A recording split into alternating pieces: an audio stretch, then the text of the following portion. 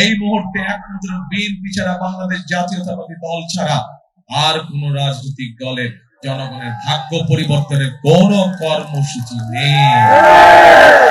এখন একটি রাজনৈতিক দল বিভিন্ন ষড়যন্ত্রে মেতে উঠেছে।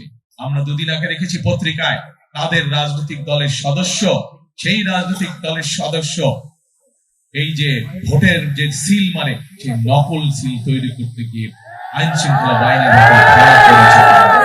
সেই জন্যই আপনাদেরকে আমি বলবো, আপনাদেরকে সতর্ক থাকতে হবে, সজাগ থাকতে হবে। আমরা ঢাকা সহ প্রত্যেকটি আসন সহ সমগ্র বাংলাদেশের প্রতিটি জেলায় জেলায় আমরা বিভিন্ন রকম ভোকেশনাল ইনস্টিটিউট, বিভিন্ন রকম টেকনোলজিক্যাল ইনস্টিটিউট আমরা প্রশিক্ষণ কেন্দ্র আমরা তৈরি করব, যার মাধ্যমে বিভিন্ন বিষয় তাদেরকে আমরা ট্রেনিং দিব, একই সাথে তাদেরকে আমরা ভাষা শিক্ষা দিব, যাতে করে তারা যদি প্রয়োজন হয় দেশে তাদের নিজস্ব ব্যবসা বাণিজ্য করতে পারবে, দেশে চাকরি বাকরি করতে পারবে, দক্ষ শ্রমিক হিসেবে, দক্ষ একজন কারিগর হিসেবে তারা গড়ে উঠবে, অথবা যদি প্রয়োজন হয় তারা বিদেশেও যেতে পারবে। এবং আমরা দেখেছি আমাদের যে কোটি মানুষ প্রবাসী ভাইরা আছেন, তারা যখন বিদেশে গিয়েছে চাকরি কর্মসংস্থানের জন্য, অনেককেই কষ্ট করে জমি বিক্রি করে যেতে হয়েছে। আমরা সেই জন্য সিদ্ধান্ত গ্রহণ করেছি, এখন থেকে বিএনপি সরকার গঠন করার পরে যাদেরকে আমরা প্রশিক্ষণ দিব, তাদের মধ্যে থেকে যারা বিদেশে কর্মসংস্থানের জন্য যাবে, তাদেরকে আমরা একটি ছোট লোনের ঋণের ব্যবস্থা করে দিব, যাতে জমি জমা বিক্রি করতে না হয়। প্রিয় ভাই বোনেরা, আমরা বাংলাদেশে একটি শ্রেণীর মানুষ আছে, যে মানুষগুলো আমাদের জীবন থেকে মৃত্যু পর্যন্ত যারা আমাদের সাথে সম্পর্কিত, তাদের সাথে আমাদের আত্মার এবং আত্মার আছে। এই মানুষগুলো আমাদের সমাজেরই অংশ। এই মানুষগুলো আমাদের বিভিন্ন সময় জীবনের বিভিন্ন বিপদের সময় তারা আমাদেরকে বিভিন্ন ভালো পরামর্শ দিয়ে থাকে। এই মানুষগুলো কারা? তারা হচ্ছেন আমাদের মসজিদ মক্তবের ইমাম সাহেব, খতিব সাহেব, মুয়াজ্জিম সাহেব সহ অন্য ধর্মের মানুষ, অন্য ধর্মের যারা গুরু আছেন, ধর্মগুরু, তারা। এই মানুষগুলো অনেকেই মানবতার জীবন যাপন করেন। আমরা সিদ্ধান্ত করেছি ইনশাআল্লাহ বিএনপি ধারে শেষ সরকার গঠন করলে এই মানুষগুলোর জন্য আমরা সরকারের পক্ষ থেকে একটি সম্মানের ব্যবস্থা করব, যাতে সম্মানজনক। এখন প্রিয় ভাই বোনেরা, এই যে সংক্ষেপে আপনাদের সামনে আমি আমাদের দলের পরিকল্পনা তো করে ধরলাম, কারণ এখন যদি আপনাদের সামনে দাঁড়িয়ে আমি আমাদের রাজনৈতিক প্রতিপক্ষ সম্পর্কে যদি বকাবাদি করি, গীবত গাই, ওলট পালট কথা বলি, তাতে আপনাদের কোনো লাভ হবে না। আপনাদের কোনো লাভ হবে? জনগণের কি লাভ হবে? জনগণের লাভ হবে যখন জনগণের জীবনযাত্রার মান উন্নয়নের জন্য, যখন জনগণের ভাগ্য পরিবর্তনের জন্য কোন রাজনৈতিক দল পরিকল্পনা গ্রহণ করে, কর্মসূচি গ্রহণ করে, এবং সেই পরিকল্পনা এবং কর্মসূচি যখন বাস্তবায়ন করে, তখনই জনগণের লাভ হবে। তাই তো নাকি? প্রিয় ভাই বোনেরা, আপনাদের সামনে অনেক রাজনৈতিক দলের নেতারা এসছে, অনেকে অনেক কথা বলেছে, কিন্তু চিন্তা করে দেখেন, এই মুহূর্তে একমাত্র বিএনপি ছাড়া, বাংলাদেশ জাতীয়তাবাদী দল ছাড়া আর কোন রাজনৈতিক দলের জনগণের ভাগ্য পরিবর্তনের কোন কর্মসূচি নেই।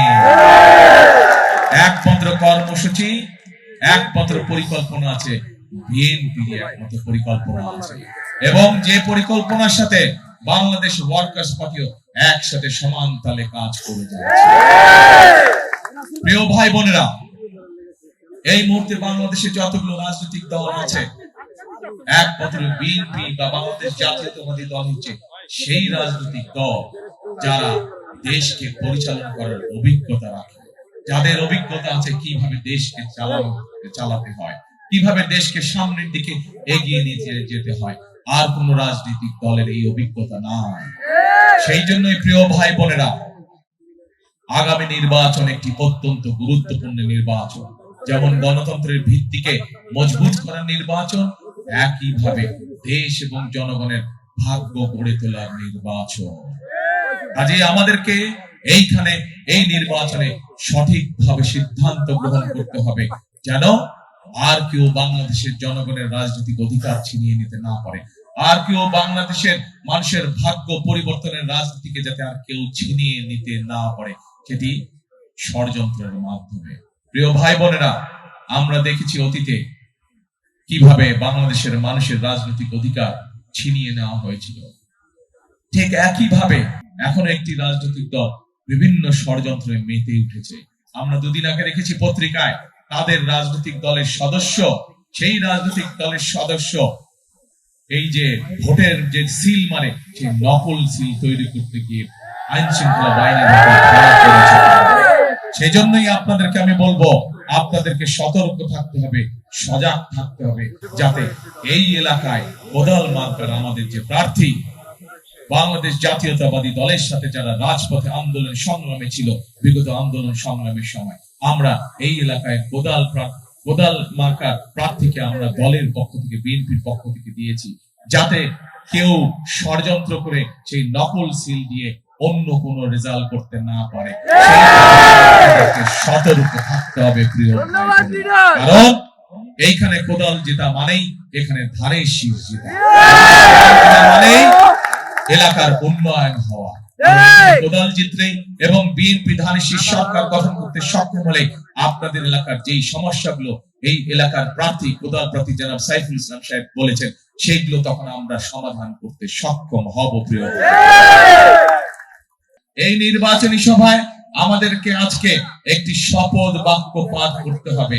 এই নির্বাচনী সভা আমাদেরকে আজকে প্রতিজ্ঞা করতে হবে যে আমরা আগামী দিনের রাজনীতি কি করব। আমাদের আগামী দিনের রাজনীতি হতে হবে দেশ গঠনের রাজনীতি। আমাদের আগামী দিনের রাজনীতি হতে হবে মানুষের ভাগ্য পরিবর্তনের রাজনীতি। প্রিয় ভাই বোনেরা, আমরা অতীতে আন্দোলন করেছি, সংগ্রাম করেছি, স্বৈরাচারকে এই দেশ থেকে আমরা বিতাড়িত করেছি।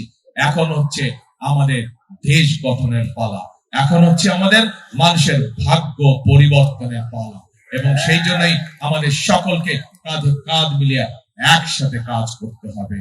এখানে একটু আগে সাইফুল হক সাহেব বলে গিয়েছেন ওনার বক্তব্যে যে শহীদ রাষ্ট্রপতি জিয়া রহমান এই কোদাল দিয়ে সমগ্র বাংলাদেশে খাল খনন কর্মসূচি।